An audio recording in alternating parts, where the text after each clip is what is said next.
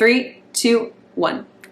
Hey y'all, it's Lindsay. I have a stir-fry sauce recipe that I would like to share with you today. In one of my more recent videos, I shared a what I eat in a day video, and one of the condiments I used in one of the meals I ate was this stir-fry sauce that I make here at home from scratch.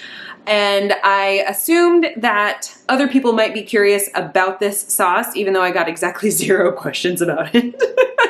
I still felt like it was something I would like to share with you, and I personally really prefer to make as many of my condiments and sauces from scratch here at home. I don't enjoy having my refrigerator overflowing with the sauces and the condiments, and making them myself means I can control the volume of them, I can control the ingredients, I can make just what I need for the moment and move on with my life instead of having to wonder, is this sauce that has been in my refrigerator for the past 4 months still good, or do I need to toss that? I don't like to use up real estate in my refrigerator unless it is necessary. So I have my recipe for my stir-fry sauce. I'm gonna go ahead and share that with you now. Here is a quick overview of all the ingredients that I'm gonna use for my recipe. I really like to keep it minimalistic and use ingredients that are usually on hand. I've got some chicken broth. You can also use beef broth. I have some liquid aminos. I usually prefer the coconut aminos, but this is what I have on hand for now. I have some white wine vinegar, Worcestershire sauce, some toasted sesame seed oil. I have ground ginger. You can also use fresh ginger if you'd like. I use some of my homemade sweet blend and a tiny bit of Glucomannan powder.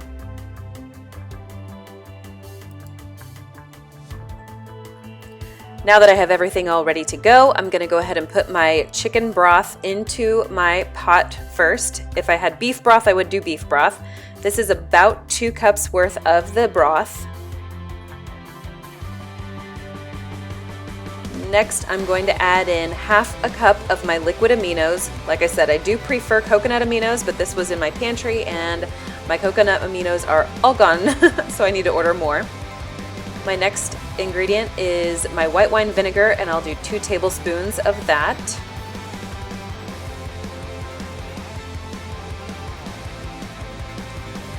Using the dry side of my measuring spoon, I'm going to put about 1/2 tablespoon of my ginger powder. If I was using fresh ginger that was grated, I would use probably a tablespoon or a little more.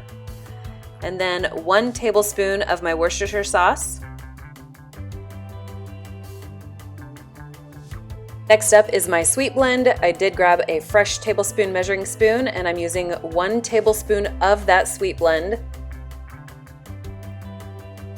And then with my sesame seed oil, I am only going to use about 1/2 tablespoon. That is a very potent oil, so use it sparingly. Start off with a small amount, and if you feel it needs a little bit more, add it in a very small amount incrementally before you get the flavor you really want. And now I'm going to be adding some of my Glucomannan powder. I'm just showing you that I'm using the opposite sides of my tablespoon measuring spoons.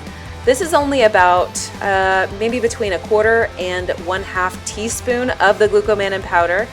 This ingredient will help to thicken my sauce.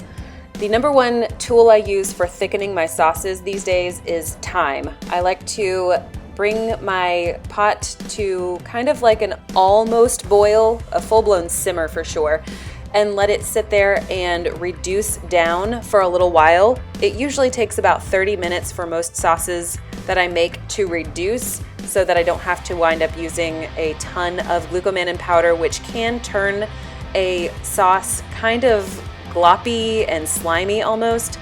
So I try to use the Glucomannan sparingly. It does help, but I try to use it sparingly and allow time to work on my side.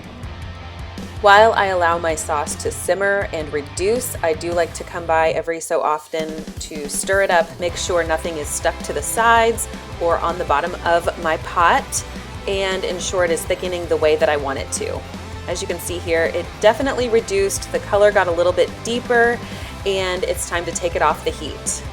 The sauce is now ready to use. I also will store any leftovers in a glass container once this has cooled down and keep it in my fridge. So there we have it. Now that it is reduced all the way down, I went ahead and put it in this jar right here. This is a really old salad dressing jar that I have had for, I don't know, 7 years or more, but it's really useful for little amounts of sauce like this.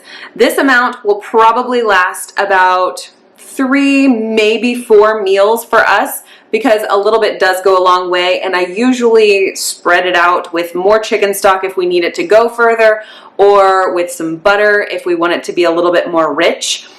Yeah, I don't know, it's really handy. I don't know how long this would last in the refrigerator for a longer period of time.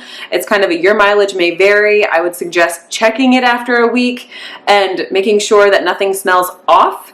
I have not ever really had a problem, but you know, user beware. Okay, so that is all I have for you today. If you enjoyed this video, I would love a thumbs up. If you didn't, give me one of those thumbs down, because that lets me know the things. If you would care to share a comment, or if you do give this a try and tweak it for your own taste, I would love to hear that in the comments as well. And if you are not subscribed and don't want to be subscribed, you keep doing you. If you do want to be subscribed, I encourage you to hit the little red subscribe button down there, and I hope to see you in my next video.